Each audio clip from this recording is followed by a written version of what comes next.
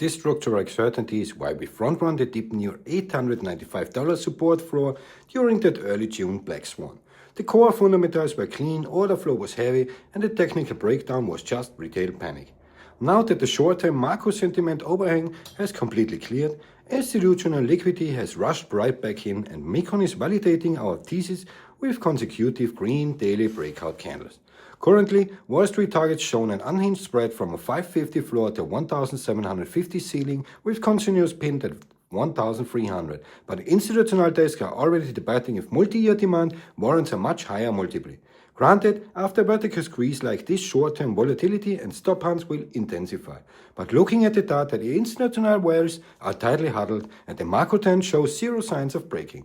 Subscribe and smash the like if this market breakdown gave you an edge. For our exact profit-taking targets and next asymmetric sector rotation, hit that link in the description to join our community desk. See you all!